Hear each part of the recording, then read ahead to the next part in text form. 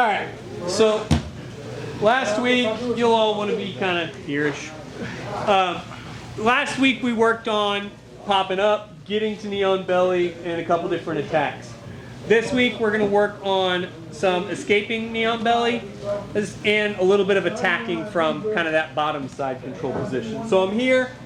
First step in kind of stopping a knee on belly is making sure that positionally it's going to be hard for him to get there. A couple things you can do to slow him down. One is putting your foot on your leg here and blocking his hip with your knee.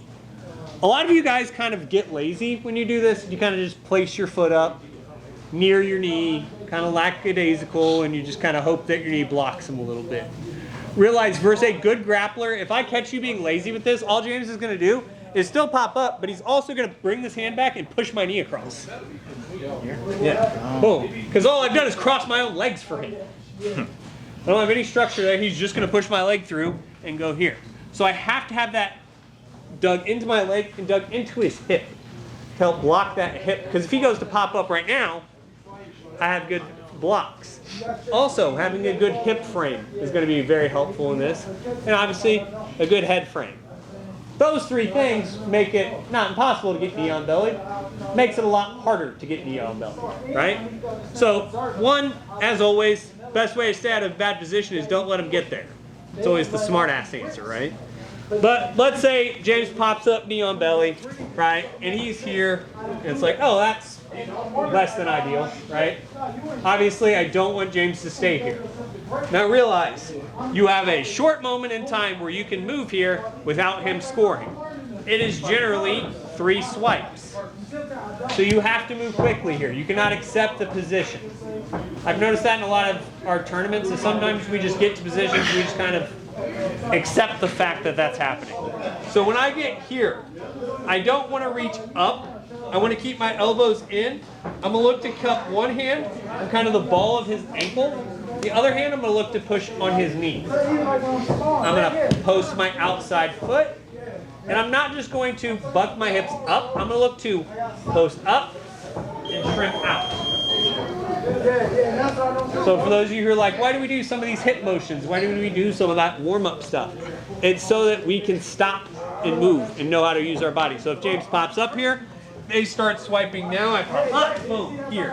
Our goal is to get him either to go back to side or to get him back in front of us to some extent, right? Realize in life and in jiu-jitsu, it's better to face your problems. So if they're to the side or behind you or doing a lot of crazy shit next to you, get them back in front of you. That's always a great place to start with defending yourself. So if I'm here, boom, I'm trying to block James, it's not working. Boom, he pops up knee on belly. Like I said, you're looking to push that ankle back. I'm looking to push the cap of that knee over as I post that outside foot. Boom, here. Get him back in front of you. I don't care if you get to full guard, open guard, something guard.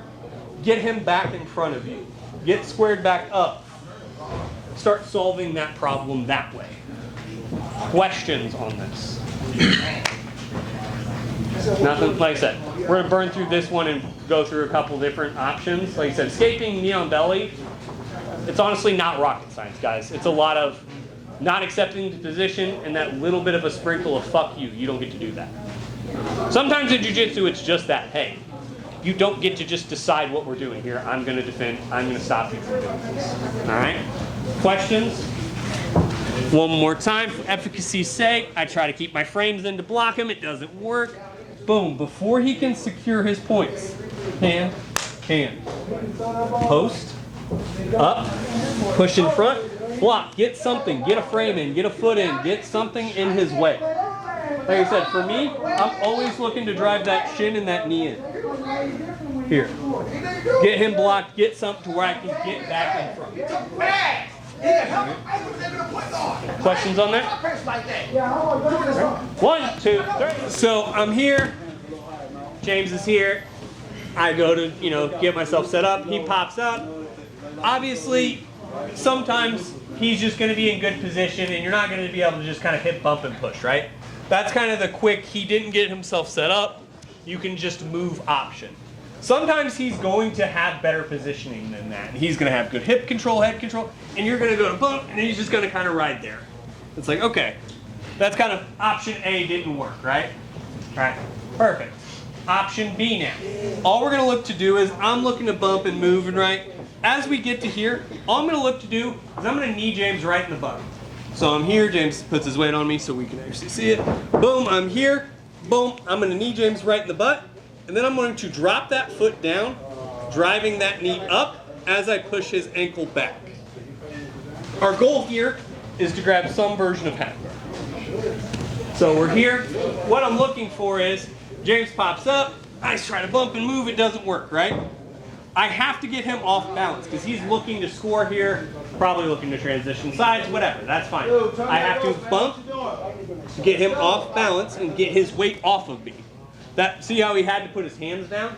It means that some of his weight went from on me to on his hands. That's going to allow me to push and swing. It's equal parts pushing him back as it is driving your leg forward. Here, looking to get to half guard, quarter guard, something where you've slowed him down.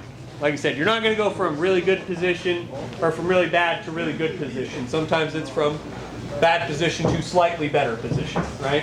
So from the other side, boom, James pops up. I don't appreciate that. I go to move, it's not working. Boom, here. Like I said, knee up the butt. Looking for just a quick scoop here. Like I said, this isn't, nothing we're doing today is really rocket science until the last move. That one's for the upper belts. A lot of this is effort in chaining them together. You got to be able to bump and push, bump and move, bump and push, bump and go. It's a lot of putting things together.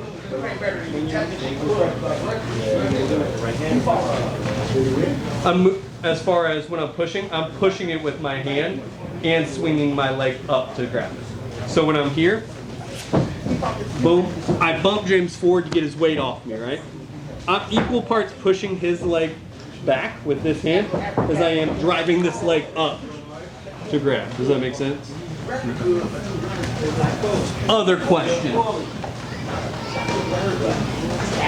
right, drill her out. 1, 2, 3. Boom, I'm here. Mr. Hackett pops up to knee on belly. And let's say I try to chain some of this together. I try pushing, I try bumping. It's just not working, right? Like sometimes that's just life, right? Like you try a lot of cool stuff and it just doesn't work out. That's fine. Most guys aren't going to just stay in knee on belly. Realize that most people are using this very specifically for a point option or to force you down a pathway. So your goal is to get them out of that pathway early and often. But let's say James puts hands on shoulders, he goes to transition here. So he's going to go both knees on, boom, go to windshield wiper here. What I'm going to look to do is time that transition. So the second I feel James's weight come to his hands here, boom, I have to look for his knees here. As soon as I'm there, I'm going to bump and push. This is all timing and a little finesse. Because if you miss the timing on this, all you've done is kind of push them to mount. Probably where they're going anyway, so you may have just skipped a step for them, but that's the bad of this, is if you miss it, that's where they're going. So boom, James goes knees on, bop, bop, and you're just getting something in front of him.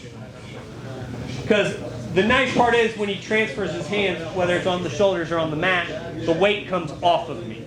So it gives me that moment to where I can buck my hips and move. Now, realize, not every time are you going to push him perfectly back into your guard. Most of the time, what's actually going to happen, James comes on top. He goes to transition, I go to bump.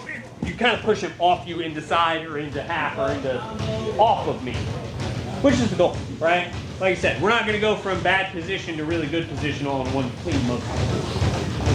All right? That's a score if you yeah. end up in side control. Yeah. So, questions on that? I noticed you went into Z-guard on that one. Like, yeah. Is that your, like, are you liking that? So the reason I'm going to go here is I just want something in his way. Okay. Any sort of a frame here. The reason I like coming to Z-guard here is because it frees that bottom leg up to come back in Okay. for me to come to butterfly because I feel pretty comfortable in my butterfly. So that's why I'm going to more of like a Z guard where I'm coming up high here. Like I will just put something in his way to keep him, once again, in front of me. Hey, stay here. And I will transition that into butterfly. All right. Other questions on that? You just push your knees, but how high do you fall? But just enough to get my hips. So I'm not looking to, you know, bridge through the world, you know, pop here, but it's a pop and move. It's more in the explosion than it is in the height. So realize, guys, if you're like, I'm bridging and then pushing, not what we're looking for here. It's pop and go. That's more the motion we're looking for. So if James is here, he comes on top, boom, he transitions, pop. It's more in the explosion than it is in the how high you bridge or how high you don't bridge. Does that make sense? Other questions? One, two, three. This next move is for blue belts and up.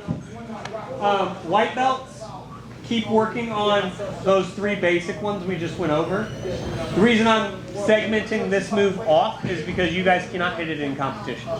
So there's no reason for you to work it at the moment.